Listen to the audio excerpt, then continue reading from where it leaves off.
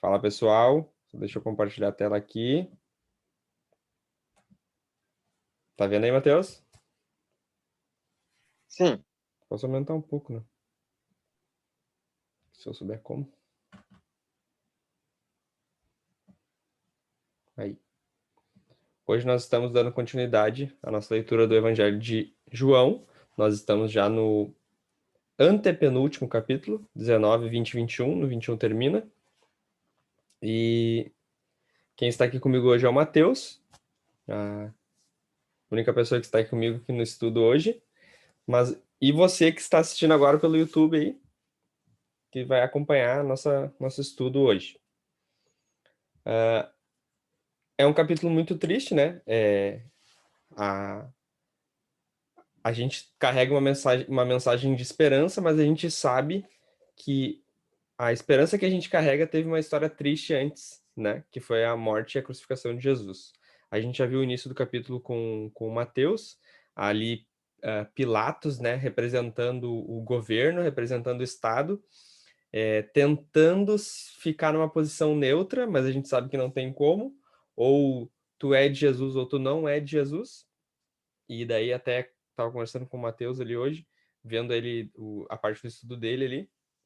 Jesus tem uma hora que fala assim: você só tem autoridade porque você recebeu essa autoridade e quem me entregou para ti comete maior pecado. Então ele estava dizendo que tu tá pecando, mas também os judeus estão cometendo um maior pecado porque eles deveriam saber o que é a verdade. Isso me chamou muita atenção no começo desse capítulo.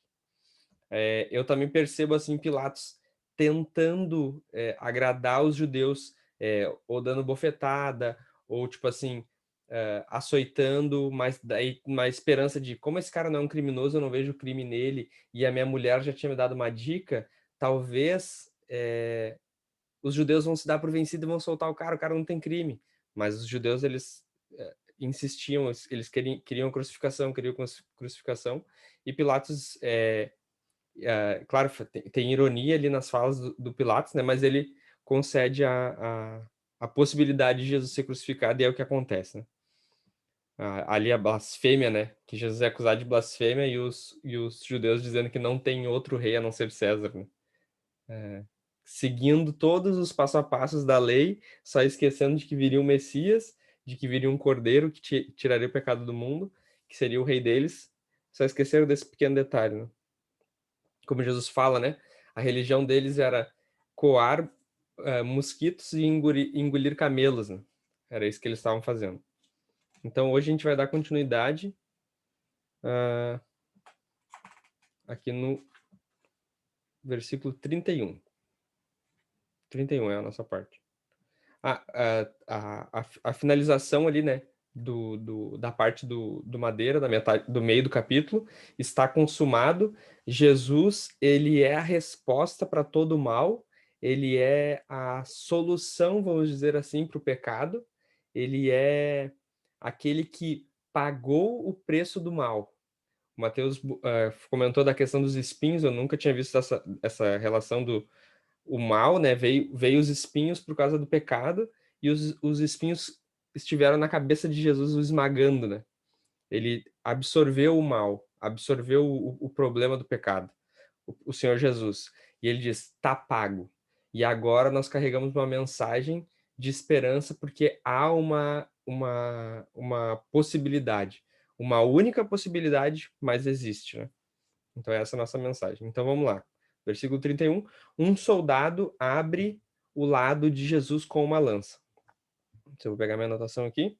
Então, para que os corpos não ficassem na cruz durante o sábado, visto que era o dia da preparação e era grande o dia daquele sábado, os judeus pediram a Pilatos que fossem quebradas as pernas dos crucificados e fossem tirados das cruzes.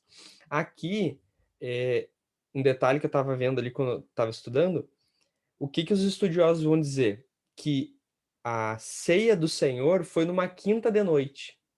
Por que numa quinta de noite? Porque na contagem judaica, quinta de noite é o início da sexta. Então, a preparação para a Páscoa, que seria no sábado, começa na sexta, né? Eles começam a se preparar ali.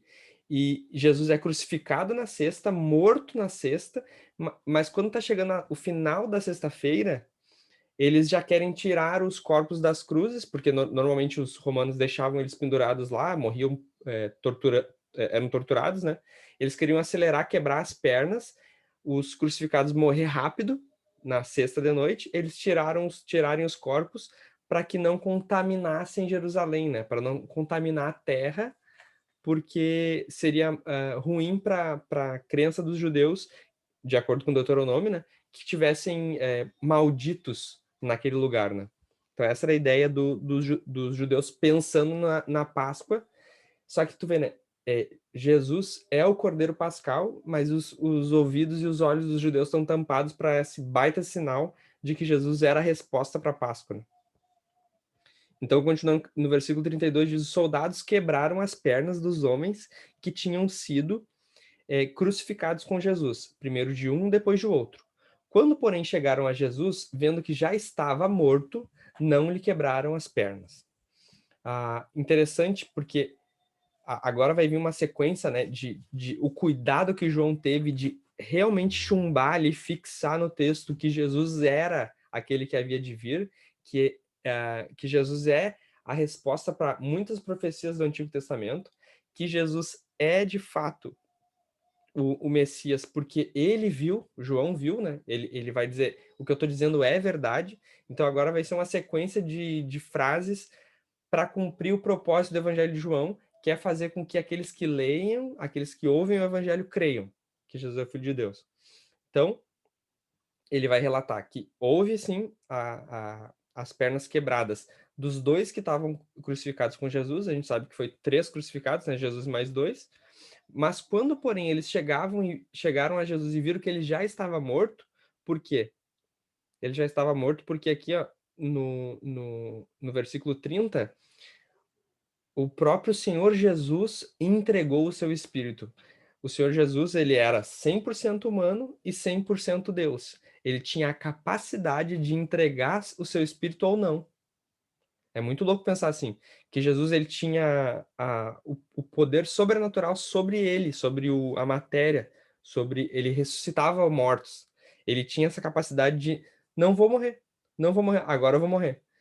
Ele é o único que é ser humano capaz de fazer isso. Nós não temos poder sobre a morte, Jesus tinha. Jesus tem, na verdade, né, no presente. Então aqui é a evidência de que Jesus realmente tinha morrido naquela hora que ele falou está consumado, ninguém o matou, ele se entregou, e agora é evidenciado pelos guardas. Os guardas concluíram que ele estava morto. 34. Mas um dos soldados lhe abriu o lado com uma lança, e logo saiu água e sangue. Daí essa questão da água e sangue, eu fui estudar, tem muitas teorias, né? Mas o que mais, tipo assim, parece provável que João estava querendo dizer é que realmente Jesus era um ser humano e ele morreu.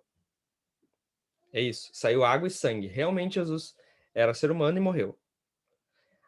Aquele que viu isso dá testemunho. Então, João está falando, eu vi. Não é terceiro. Não é alguém que me contou uma história. Eu vi. E o testemunho dele é verdadeiro. Por que essa questão da verdade, da verdade, da verdade?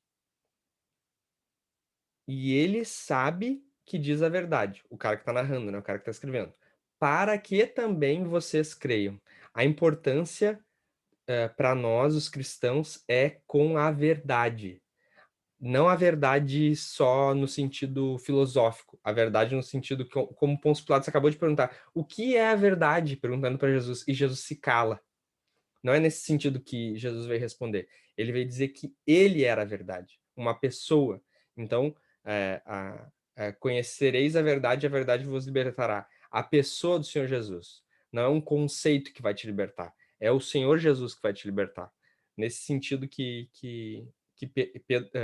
Pedro, João está escrevendo aqui dizendo que o que ele está dizendo é verdade. Né? 36. E isso aconteceu para que se cumprisse a escritura. Daí, o que eu estava falando antes. Nenhum dos seus ossos será quebrado, que está dito em Êxodo com relação ao cordeiro. O cordeiro ele não vai ser partido. Daí tem ali. Eu anotei aqui. Salmos 24 também. 34, desculpa. e Números capítulo 9, da questão dos ossos. Por que que os ossos de Jesus não foram quebrados? Ah, porque ele já estava morto. Tá, mas porque também dizia na profecia. Então foi o cumprimento de uma profecia. E outra vez diz a Escritura: olharão para aquele a quem transpassaram, citando Zacarias, né? Que também é um versículo de Apocalipse.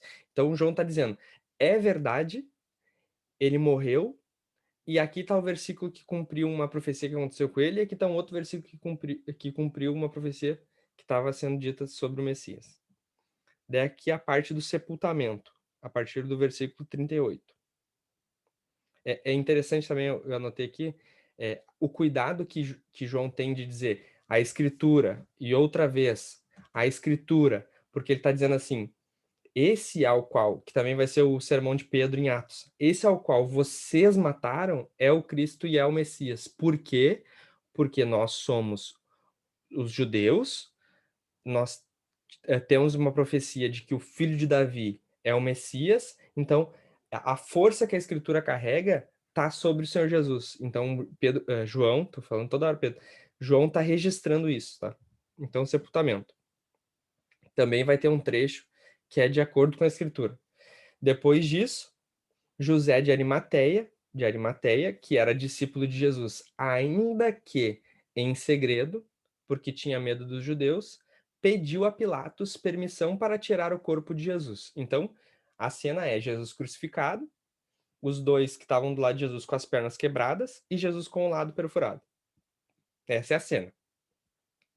E os judeus acelerando o processo, pedindo para quebrar as pernas e para tirar os corpos, porque já estava entrando no sábado, e sábado era dia santo, sagrado, não poderia ter ninguém maldito exposto nas cruzes, né? E até tem uma parte na Bíblia de Estudo do DNA que a crucificação foi pro lado de fora de Jerusalém, né? No Gólgota. Também por uma questão de preparação dos judeus a esse deslocamento. Aí, esse José de Arimateia, no Evangelho de Lucas, no Evangelho de Mateus e Marcos, também é falado desse cara. Esse cara é citado como rico. E é interessante saber que Isaías também vai dizer que um rico, ele morreu junto a um rico, alguma coisa assim, eu não me lembro exatamente, mas tinha uma profecia que dizia que o Messias ia morrer junto a um rico. Então esse cara é o cara da profecia, o José de Arimateia. E é interessante também, ó, porque ainda que em segredo, ele era discípulo. Então ele seguia Jesus ainda que em segredo. É claro que a gente sabe que não tem como acontecer isso, né? E João está relatando isso para dizer assim, ó, mas nesse momento, ele, mesmo que em segredo, né, ele seguia Jesus, assim como Nicodemos, a gente vai ver na sequência, nesse momento ele deu um passo de fé, vamos dizer assim. Ele revelou que ele queria cuidar de Jesus. E olha a influência dele, ele falou com Pilatos. Então ele era rico e influente. Os caras vão dizer, né, provavelmente ele era membro do Sinédrio, assim como o Nicodemos. Então ele era um cara influente politicamente falando com os judeus ali. E Pilatos concedeu a permissão. Então José de Arimateia foi e retirou o corpo de Jesus, retirou o corpo de Jesus da cruz. Nicodemos, muito interessante o cuidado de João de relatar a história de Nicodemos no capítulo 3, né? Porque Deus amou o mundo de tal maneira que deu seu filho unigênito. Ah, ah, tinha ido falar com Jesus à noite, né?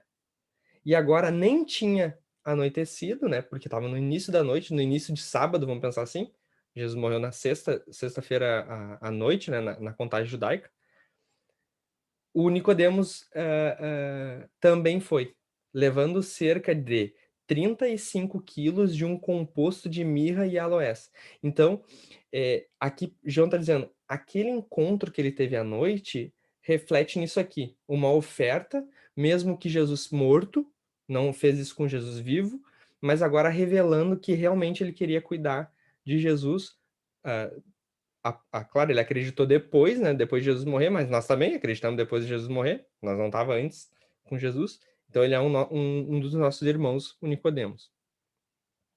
Tomaram, pois, o corpo de Jesus e o envolveram em lençóis com os óleos aromáticos, como é costume entre os judeus na preparação para o sepultamento. Esse versículo 40, eu já vi o Luciano Subirá falando que o costume de mumificação veio porque os judeus ficaram 400 anos no Egito. Eu já vi ele falando num vídeo, eu não consegui achar qual vídeo que ele fala isso, mas eu já vi ele falando. E faz sentido, né? Os judeus eles tinham esse costume porque eles herdaram isso dos egípcios, né? E na Bíblia de Estudo da NVT tem uma foto de como era o possível, né, templo de Arimateia, porque esse cara era rico. Então, depois a gente vai ler ele, né? Um túmulo novo, ele foi sepultado num túmulo novo. Daí tem os nichos onde eram colocados os mortos ali, e essa questão da mumificação, de envolver com lençóis e tal. Assim como a gente também leu o relato de Lázaro, né? Sai para fora, daí ajudarem a se desamarrar, né? Então, como é de costume entre os judeus na preparação do sepultamento. 41. No lugar onde Jesus foi crucificado, havia um jardim. Aí aqui, João está querendo dizer assim, tanto geograficamente, né, os fatos do que aconteceu, mas também dizer que esse José de Arimateia realmente era rico. O lugar onde Jesus foi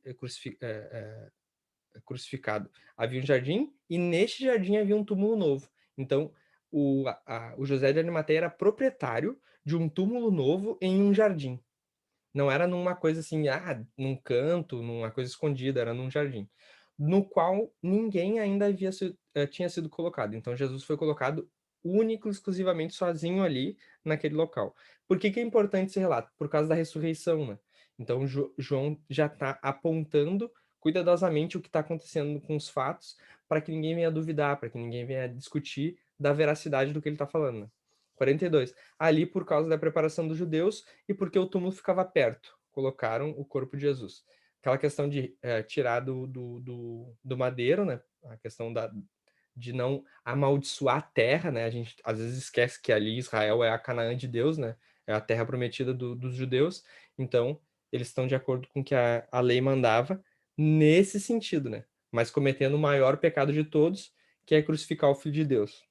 No caso, os judeus fizeram isso. E eles já estavam correndo para resolver tudo antes de começar a festa do sábado, né? A festa da Páscoa, da libertação do povo do Egito. E aqui Jesus libertando a gente de uma vez por todas do império das trevas, né? Então, é sobre isso que fala o capítulo 19. A gente sabe que a consequência da história é uma história de esperança, né? Mas essa parte é uma parte bem triste. É, não é uma historinha assim que a gente lê, tipo Cinderela ou algo desse tipo. É uma coisa bem verdadeira e chocante, né? Saber que o único Deus verdadeiro, encarnou em um corpo humano, morreu numa cruz para nos salvar dos nossos pecados, né? É uma verdade bem forte. Então é isso aí.